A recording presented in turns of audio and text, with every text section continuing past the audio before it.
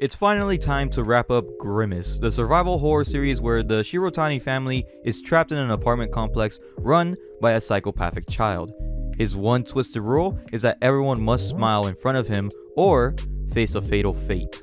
While the series had a very rough start, it picked up momentum around Volume 2 with a wild cliffhanger as the Shirotani family has teamed up with another group to attempt an escape. Today, we're diving into the final volume to see if Grimace kept that energy going or if its cancellation was inevitable.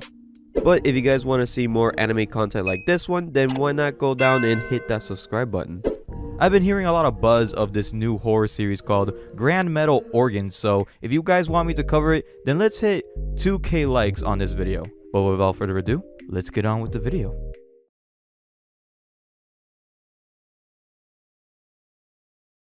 Volume 3 kicks off with Koji gearing up to begin the experiment. On his way out, he passes the owner, who's casually greeting the residents before heading to his car. As Koji drives, his anxiety spirals. The further he goes, the more his nerves get to him, until he has to pull over at a gas station, nearly backing out of the plan. Eventually though, he calls Ikawa to confirm that the experiment worked. Ikawa then sets the escape into motion, telling Koji to pack lightly so it doesn't raise suspicion, with plans for a fake shopping trip to gather the rest of their belongings and move their families to safety. Koji briefs his family and then begins packing, until there's a knock at the door. It's the owner, inviting himself over for dinner. Jun makes some cereal, but Koji is already aware of the owner's routine, as he did the same thing to the Akawa family. All Koji needs to do is stay calm and not slip up. During dinner, the owner asks Koji to sit and chat, rambling about his favorite things. Koji then mentions picking up more items during his shopping trip, but then the owner says that it's fine, cause he knows he's super busy, especially with his plan to escape with Ikawa.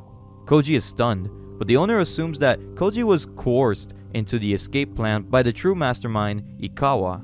He gives Koji an ultimatum: convince Ikawa to abandon the plan in 5 minutes or Ikawa's family will die. We cut to Ikawa and his family packing, when Koji knocks at their door asking if he could talk.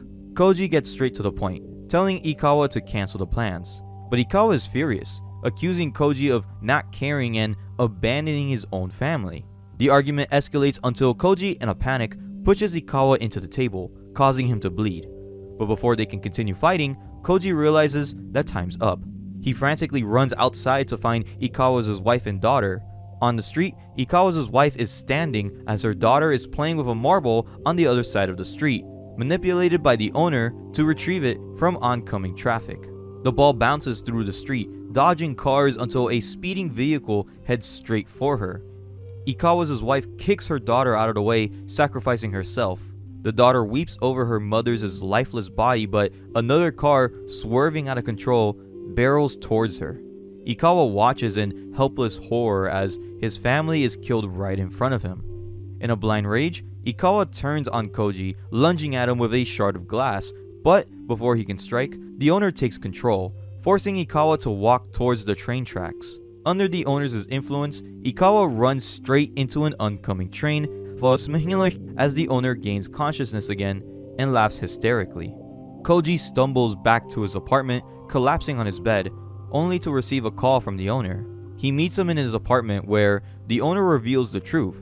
He actually doesn't use hypnosis. With just a touch, he can channel his spirit through others, knowing every action and every conversation. Escape is impossible. The owner assures Koji that all he has to do is protect his family and stay in line, and everything will be okay. Koji returns home, embracing his family. We then flash back to a moment from Manda's past, where she tried to help a bullied student. However, her efforts led to somebody getting stabbed, and the resulting backlash turned the entire school community against them. Harassed and ridiculed, Koji felt powerless then, but now, things are different.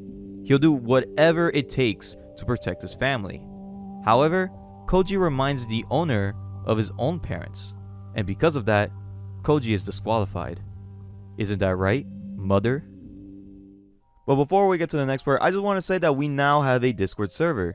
So if you guys want to talk about your favorite series, get recommendations, and just connect with some like-minded fans of mine, then this is the server for you.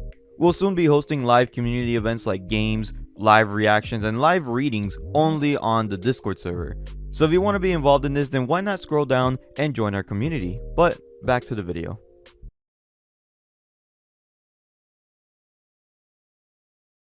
We then flash back to the owner's childhood, where he used to live with his parents that he despised for their greed and hypocrisy. His mother was obsessed with her public image, constantly comparing him to other kids who were more successful. She pushed him into an elite school, hoping he'd follow in his father's footsteps. But his grades kept slipping. Instead of support, she punished him, locking him in his own room to study. His younger brother Riku even made a paper crown for their mom, calling her the king, all while the owner watched from his room. The abuse continued, and his mother forced him to smile through it all, even as he is repeatedly failing his exams. His father ignored the entire situation, and his brother just mocked him. The pressure built until the owner began fantasizing about killing them all. Then came the camping trip. For the first time in a while, he felt something close to excitement, but that quickly turned into tragedy when their car crashed, killing his whole family and leaving him critically injured. At the hospital, the owner was filled with rage, vowing to never forgive his family for dying and escaping their punishment. His body, consumed by anger, erupted into flames, all while touching a doctor's arm. When he woke up, he suddenly gained the ability to see through the doctor's eyes. The next day, confused, he tried to shake off what happened, but his powers became clearer. When a nurse came to take a blood sample, the owner, hating the idea, wished that she would just drop the syringe, when all of a sudden, she did. After his release from the hospital, the owner was placed with new guardians, but by then, he was already over it. Testing his powers, he realized that with a simple touch, he could not only see through someone's eyes, but also control their actions. He began experimenting on his aunt and uncle, making them move, fight, and even have sex with each other. As he delved deeper into his abilities, one day, he just lost all contact to them. The owner moved into the apartment complex, and a neighbor approached him, recalling how much his mother had cared for her kids and how they always smiled, remembering them as such a wonderful family. That revelation shook him. His mother's smiles were never real, just a facade for appearances. And at that moment, he decided that he would force everybody to smile, because if they were smiling, then they must be truly happy. He would take over where his mother left off, becoming the king of his own twisted kingdom. We then see the creation of his court officials, each forced to choose someone outside the complex to die. To rid themselves of the guilt, they'd give reasons to justify their killing. The owner would touch the official, who would then touch the target, and just like that, his kingdom grew, all in the name of exposing the lies of parenthood. We cut back to June, sleeping, while the owner's spirit flows out of her body.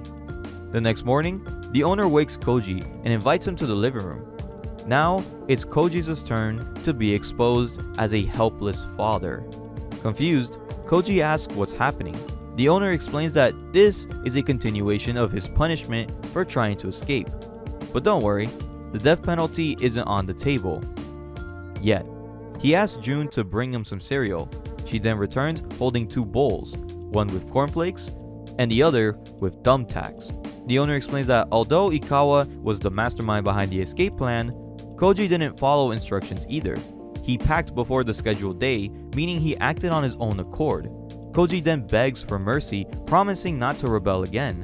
But the owner coldly responds, no, this is your punishment. The owner calmly eats his cornflakes while June, controlled by him, eats a spoonful of thumbtacks. Koji starts laughing nervously, saying that he won't do it again and begs him to stop, but the owner keeps on eating. Desperate, Koji replays everything in his mind. What could he have done differently?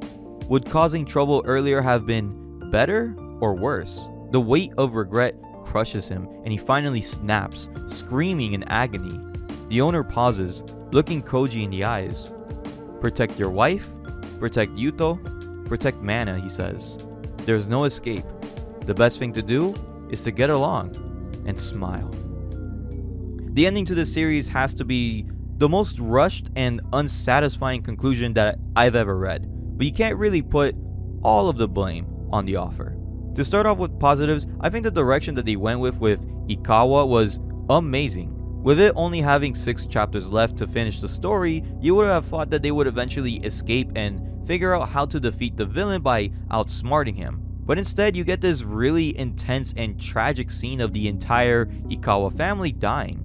This scene was easily the best thing that we've seen in the entire series, and it really went all out to really shock the reader. I said we didn't really need to know the backstory to the owner, but the backstory that they did give us was really entertaining. It gave us the whole backstory as to how the owner became this power-hungry monster that he is to this day. It also gives significance to stuff like the crown on his head and the reason why he forces people to smile. I like that he basically became just like his mother and took out all of his trauma on the residents in his kingdom. But honestly, that was all of the positives that I had with this ending, because the rest of the substance in this volume really did ruin the entire story. I'm not sure if this ending was what the author originally envisioned, or if it was something they threw together at the last minute. Either way, writing a story on the fly without a clear plan is one of the worst approaches, especially in a serialized work like manga. That being said, it is a common occurrence for authors to change the ending to satisfy a specific audience, or because their planned ending doesn't really fit with how the story evolved, which is honestly completely justified. However, the series just felt like they didn't know what to do with the ending. And I can't put all of the blame on the author, because maybe the company may have told them in advance that they were going to cancel the series and to basically just wrap it up. Ultimately, the series developed into nothing more than just torture porn. There's no real resolution beyond the grim message of you can't escape, so just accept it. I'm not saying I needed a happy ending, but the fact that the story lacked any substance or meaningful backbone made the whole thing feel like a waste of time. The twist about the owner's powers being hypnosis added some intrigue, suggesting a possible weakness. It made us wonder if the Shirotani family could even figure out how to outsmart him. But then we learned the truth, that the owner is basically an all-powerful being who can control and monitor people by just touching them. Suddenly, escape became not just difficult, but basically impossible.